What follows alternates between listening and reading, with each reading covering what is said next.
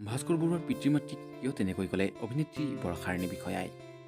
ভাস্কৰ বৰুৱাক লৈ ইমান সুখী অভিনেত্ৰী বৰ্ষা ৰাণী বিষয়া। ভাস্কৰ বৰুৱাৰ লগত বিবাহপাশত আবদ্ধ হৈ সুখী নে অভিনেত্ৰী বৰ্ষা ৰাণী বিষয়া?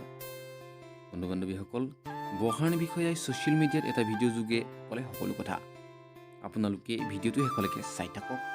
যদি চাই ভাল পায় ভিডিঅ'টো এটা লাইক কৰিবলৈ নাপাহৰিব আৰু এটা কমেণ্ট কৰি জনাব আপুনি অভিনেত্ৰী বৰ্ষা ৰাণী বিষয়াৰ অভিনয় চাই কেনে পায় আৰু ভিডিঅ'টো আপোনালোকে খুব বেছি শ্বেয়াৰ কৰিব। এতিয়া বলকচোন আমি বৰ্ষা ৰাণীয়ে ভিডিঅ' যোগে কি ক'লে শুনি লওঁ। মোৰ জীৱন সংগীজনৰ কথা কওঁ শুনক। চিনাকি নিচেই কম দিনৰ, কিন্তু তেওঁৰ হৃদয়খন যেন মোৰ আপোন কেইবাটাও জনমৰ। সৎ সহজ সৰল আৰু সাহসী ল'ৰাজনৰ জীপাল হাঁহিটো আৰু সঁচা অন্তৰখনে লাহে লাহে মোক এক ছিঙিব নোৱাৰা এনাজৰীৰে বান্ধি পেলালে।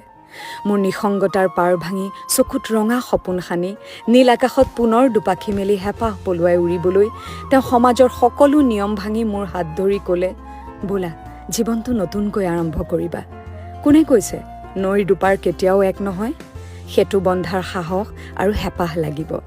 অলপ অভিমানী, কিন্তু হাঁহি আৰু চুপতিৰ ভৰা তেওঁৰ প্ৰয়াত মাতৃ পিতৃ আৰু ভগৱানক ধন্যবাদ জনাইছোঁ তেওঁক মৰতলৈ অনাৰ বাবে, আৰু আপোনালোকৰ পৰা বিচাৰিছোঁ অলপ আশীৰ্বাদ আৰু অযুত মৰম।